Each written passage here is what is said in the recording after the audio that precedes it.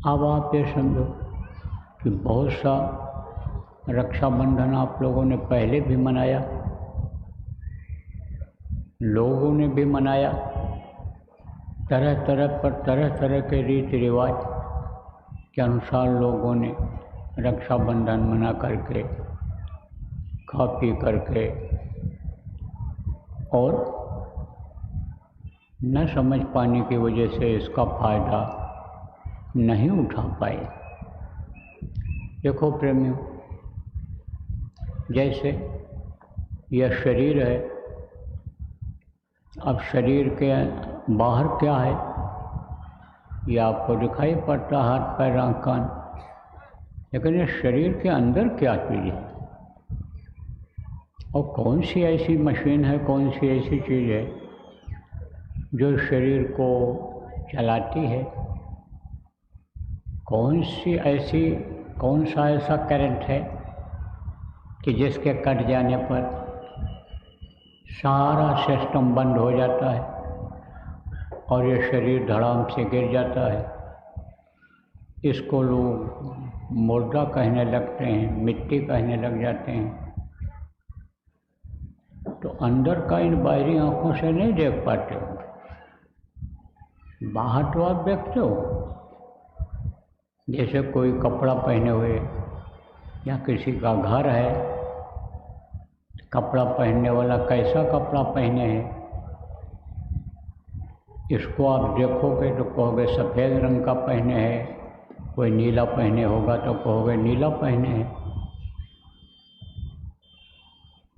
जैसे घर है लाल रंग से रंगा हुआ है, किसी का सफ़ेद रंग से रंगा है, किसी का काला रंग से रंगा है, तो ये रंग तो बदल सकता है, यह कपड़ा तो बदल जाता है। पुराना फैशन ख़त्म होकर के नए नए फैशन आ जाते हैं, इसमें तो बदलाव आदमी ले आता है, लेकिन अंदर के सिस्टम में बदलाव नहीं ला पाता है, उसमें बदलाव नहीं ला पाता है, क्योंकि वो असली चीज़ है, वो सत्य चीज़ है। असत्य जो होता है, झूठ जो होता है, वो बदलता रहता है, लेकिन जो सत्य होता है वो कभी नहीं बदलता है। तो ये जो रक्षाबंधन का है, इसको मनाने के कई तरीके हैं लोगों के, अलग अलग लोगों ने तरीका निकाल लिया, रीति रिवाज अलग अलग निकाल लिया, अपने मन से भी कुछ कर लिया, लेकिन जब उसको ऋषि मुनियों ने बनाया था तो मुहूर्त के हिसाब से और मंत्र पढ़ करके रक्षा बांधा जाता था। तब वो जो मंत्र होता था, मंत्र की शक्ति होती थी, वो उसकी रक्षा करती थी। लेकिन अब देखो, बहन भाई के हाथ में रक्षा बांधती है कि मेरे भाई की रक्षा हो जाएगी इससे, बहन का पैर छूता आशीर्वाद देता है कौन? भाई। लेकिन न बहन की रक्षा हो पा रही, जो उसका धर्म है उस धर्म का न वो पालन कर पा रहा है, न भाई धर्म का पालन कर पा रहा है, न बहन धर्म का पालन कर पा रही है। रिश्ता अब तो ऐसा समय आ गया कि तार लोग कर दे रहे हैं। जो संबंध, जो प्रेम, जो व्यवहार पत्नी के साथ पुरुष करता है, वही अपने बहन के साथ भी करने लगते। क्यों? क्योंकि खान पान बदल गया, विचार बदल गए, भावनाएं बदल गई, पशु प्रवृत्ति आ गई। पशुओं को, जानवरों को यह पता रहता है कि ये मेरी माँ है या बहन है, क्या है, उनको ज्ञान नहीं रहता, अज्ञानता रहती है। तो वो जिस माँ के पेट से पैदा होते हैं उसी माँ के साथ आप फिर समझो कि काम कर बैठते हैं, ऐसा काम कर बैठते हैं कि उसी का गर्भ रह जाता है माँ के पेट। अब आप इस बात को समझो प्रेमियों कि यह जो धर्म की एक रेखा खींची हुई थी, लक्ष्मण रेखा जिसको कहते हैं, उसका उल्लंघन होने लग गया, लांघ गया। राम और रावण और सीता, लक्ष्मण, इनकी कहानी सब लोग आप जानते हो। रामचरितमानस को जानते हो, रामायण को पढ़ते हो। और यह स्थान ऐसा स्थान है कि जहाँ राम भगवान, जिनको कहा गया 11 वर्ष से ज़्यादा समय तक अपने 14 वर्ष के वनवास में यहीं रहे थे। तो यह तो वो चित्रकूट है, यह तो वो भूमि है।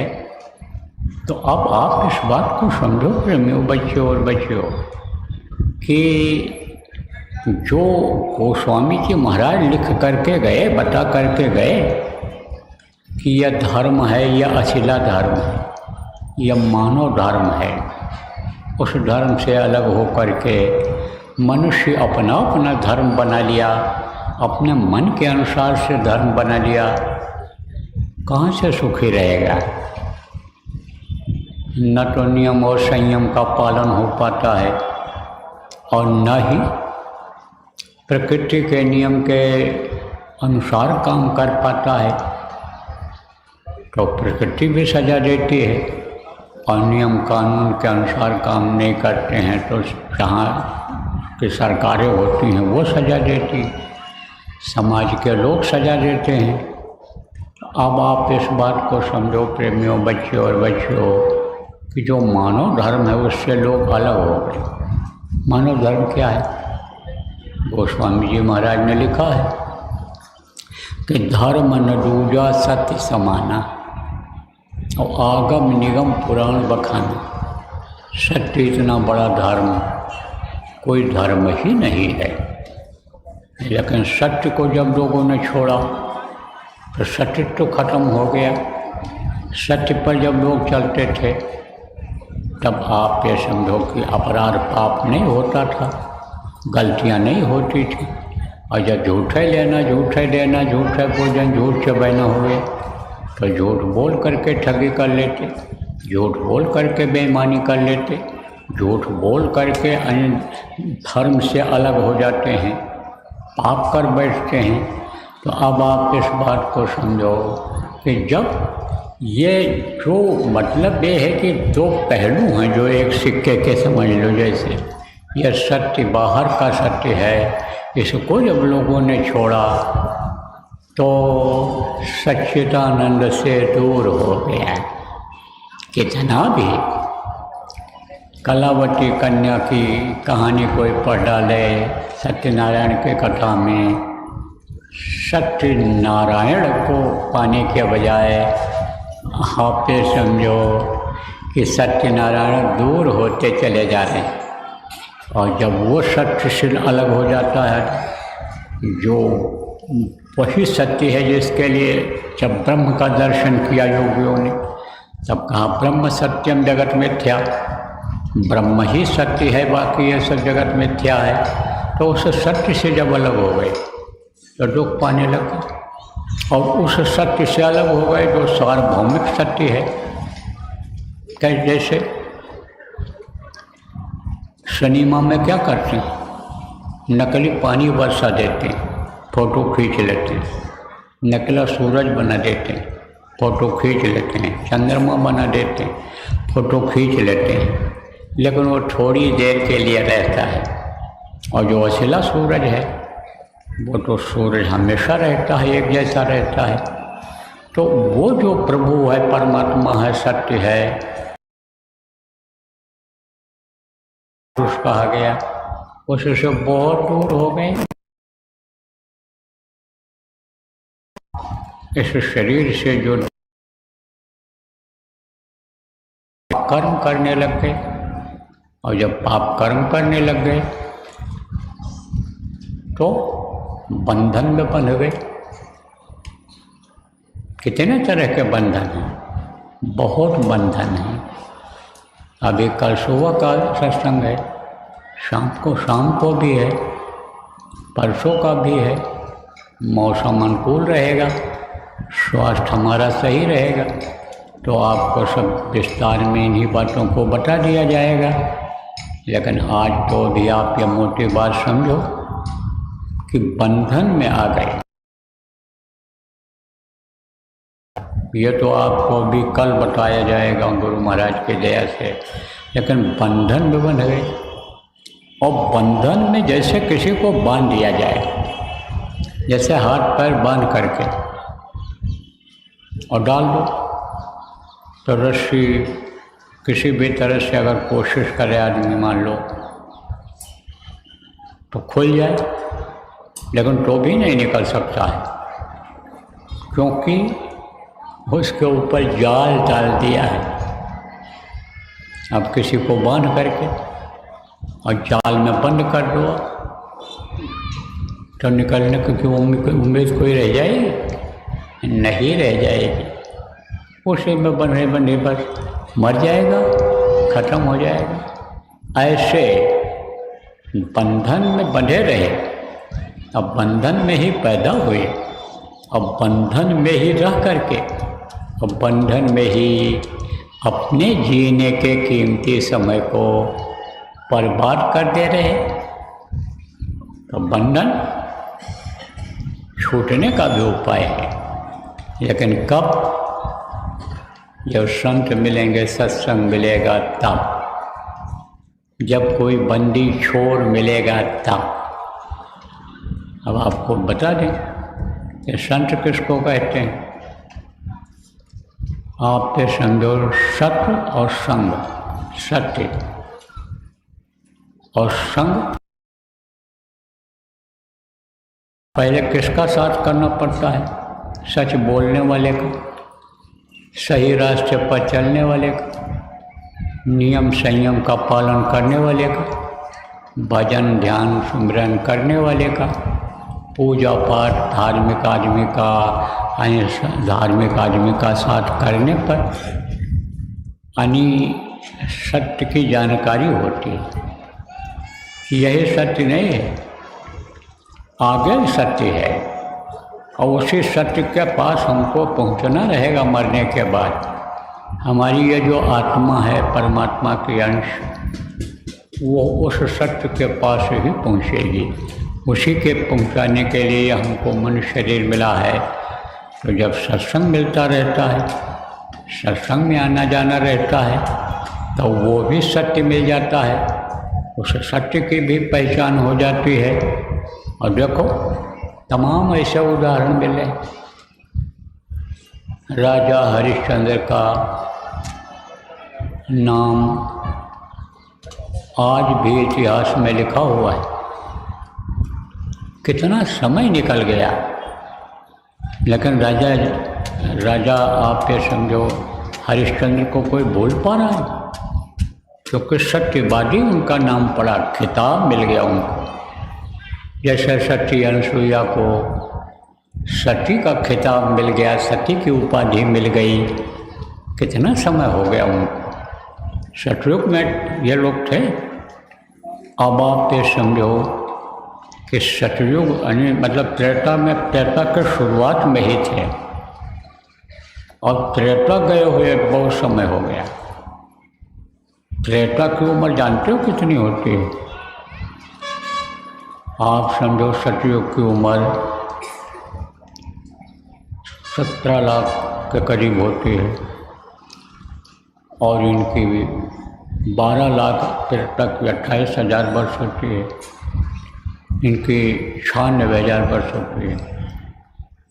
और यानी समझो कि यानी द्वापर की उम्र, द्वापर युग की उम्र यह 8,32,000 होती है, और कलयुग की 4 लाख यानी 8,64,000 वर्ष, और कलयुग की 4,32,000 वर्ष उम्र होती है। अब सोचो कितने हजार वर्ष बीत गए, लेकिन सती अनसुईया का नाम आज भी है। आज सती अनसुईया से ही तो सती माता ने, सीता माता ने सत्य और सत्य सीखा था। नहीं तो उस समय तो वो बहुत कम उम्र की थी। आप ये समझो प्रेमियों, बच्चों और बच्चियों, कि कम उम्र में और राजघराने में पली, राजघराने में पढ़ी लिखी, तो अनुभव तो राजघराने का था, लेकिन ये विवाहित जीवन का अनुभव नहीं था। लेकिन जब शादी हो गई, ब्याह हो गया, तो उसका अनुभव जरूरी था। विवाह होते ही पिता ने इनको वनवास भेज दिया। कई के आप तो समझ लो कि प्रेमियों कहने पर, वरदान मांगने पर इनको जंगल भेज दिया। अब सती का धर्म होता है, पत्नी का धर्म होता है कि पति का साथ निभावे। कर्म ऐसे इन दोनों के उस समय पर थे, ऐसे बने हुए थे कभी के, या वो समय बन गए थे कि बहुत कोशिश करने पर दोनों की ये शादी टली नहीं थी। कहते हैं ना, होने तो होकर रहे मेर सके ना कोई, तो वो तो हो गई। अब वो जो प्यार मिलना चाहिए, सीख मिलनी चाहिए, किससे? सास से। बच्चियों को जीने की सही ढंग से सीख किससे मिलती है? माँ से मिलती है। और जब उसका विवाह हो जाता है, ससुराल जाती है, तब बहुत कुछ बढ़िया जीवन हो, बच्चे अच्छे पढ़ लिख करके निकल जाएं, और ये शरीर स्वस्थ रहे, धन की कमी न हो, इसकी सीख किससे मिल?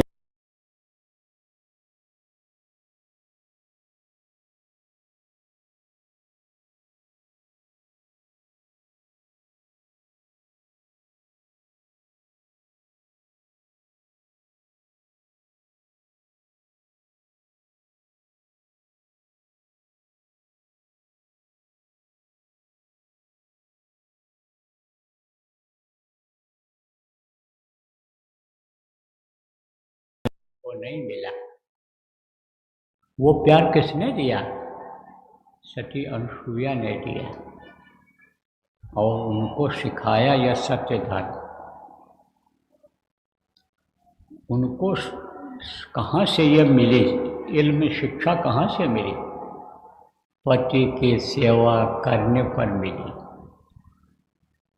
एक धर्म एक व्रत नेमा, काई वचन मन पति पत प्रेमा। पति के पैरों के अलावा और किसी की तरफ उन्होंने देखा ही नहीं, और पति की खूब सेवा किया, और सेवा का उनको फल मिला। क्या फल मिला? कि उनको रास्ता बताने वाले गुरु मिल गए, करने लग गई। यही भजन प्रेमियों जो हम आप करते हैं, जो गुरु महाराज ने बताया और आपको बताया गया, यही भजन उन्होंने किया और अंदर में ज्ञान प्राप्त कर लिया। ज्ञान का भंडार उनके अंदर में हो गया।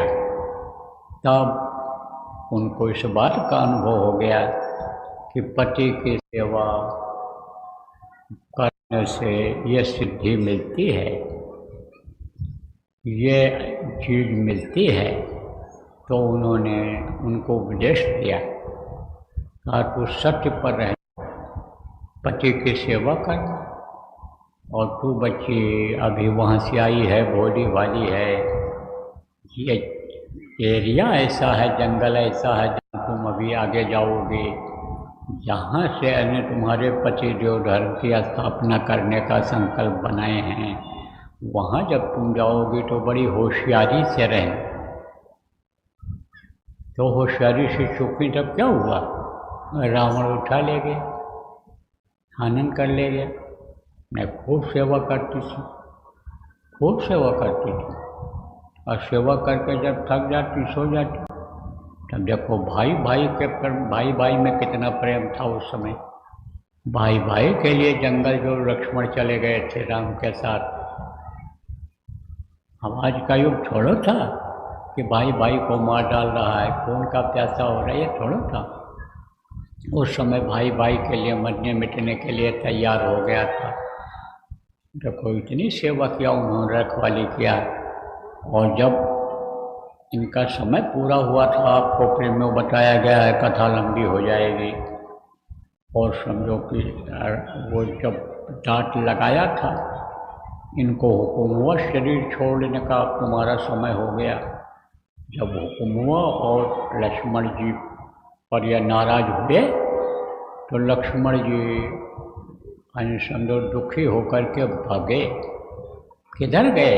अयोध्या में सरयू नदी की तरफ। जब कूदे, उसमें कूद गए। क्या अब हम भाई को मुंह नहीं दिखाएंगे? गलती हमसे बनी। वो समझो कि वो उनके लिए जान देने के लिए तैयार हुए, और ये उनके लिए हो गए। पीछे राम भी कूद गए थे। तो इतना प्रेम था एक दूसरे में। लेकिन अब वो कहते हैं कर्म गति टारे नहीं टरे। कौन से ऐसे कर्म थे, कौन सा ऐसा उनसे कैसी गलती बन गई थी कि जिसकी वजह से उनको जंगल जाना पड़ा। वो कर्म उनको रोक नहीं पाया। वो दोनों के कर्म एक दूसरे के रिश्ते में फासला नहीं लाने पाए, और रिश्ता हो गया। तो वो कर्म तो था। तो अब आप ये समझो है कि जब यह दोनों सो जाते थे, तो लक्ष्मण जी सेवा करते थे। कौन सी सेवा करते? माँ की तरह उनकी, पिता की तरह से बड़े भाई की सेवा करते थे। और रात भर जगते थे, पहरा लगाते थे धनुष बाण लेकर के। उस समय पर धनुष बाण ही जो है वो हथियार था। जैसे बंदूक लेकर के लोग चलते हैं आजकल, पिस्तौल लेकर के अपनी रक्षा के लिए चलते हैं, ऐसे लोग धनुष और बाण लेकर के चलते थे। कृष्ण के पास सुदर्शन था, वो हमेशा सुदर्शन रखते थे। सुदर्शन का मतलब क्या होता है?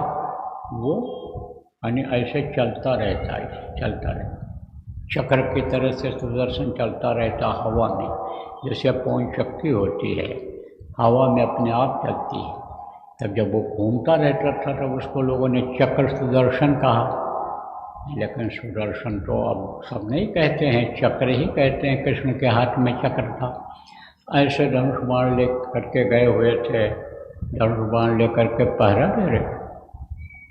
तो वो जो समझो कि मल्लाह या वो जो वहाँ के लोग थे, उन्होंने पूछा लक्ष्मण से, कहा ये बताओ कि इनको राजमहल में रहना चाहिए, और राजमहल से निकल करके वो देवी आई माता सीता जिनको कहा, अब ये जमीन पर सोने, और ये जड़ खाने, और ये पत्ती खाने, और ये जो फल फूल कुछ मिल जाता है उसको खाने के लिए, इनका समय थोड़ा था।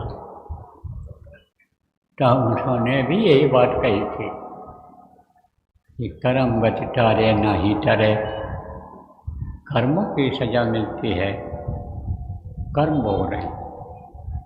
अब आप ये समझो कौन सा कर्म भोगा हूँ, कौन सी तकलीफ झेला, उस तकलीफ ऐसी रही होगी, उसको झेला होगा, या आने वाले लोगों के कर्मों को लेकर के पहले ही झेल लिया उन्होंने उस तकलीफ।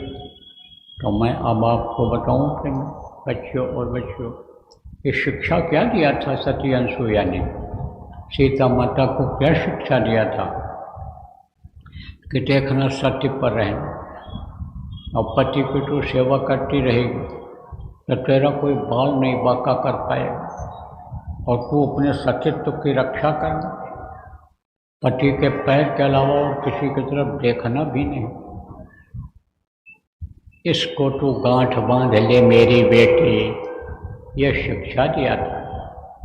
और सीता जी ने उसी को गांठ बांध लिया, और उस बात पर उन्होंने ध्यान नहीं दिया जो सती अनसुईया ने शिक्षा दिया था कि बड़ी होशियारी से रहना है। कारण क्या है उसका? परिपक्वता नहीं थी। परिपक्वता किसको कहते हैं? अनुभव नहीं था।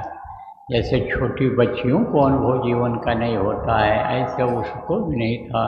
जैसे ये बहुएं घर में आती हैं, उनको अनुभव नहीं होता है सास जैसा, उसी तरह से उनको अनुभव नहीं था। तो रावण के चक्कर में आ गई और रावण उठा ले गया उनको, अशोक वाटिका में रख दिया। लेकिन इतना समर्थ होते हुए भी और सती के आगे उसको झुक जाना पड़ता था। सतीत्व पर अगर उसके, आप फिर समझो कि हाथ डाल देता सतीत्व भंग, शील भंग करने के लिए, अगर वो हाथ डाल देता तो वो 4 वेद, 6 शास्त्र, 18 पुराण का ज्ञान वो सब खत्म हो जाता उसका।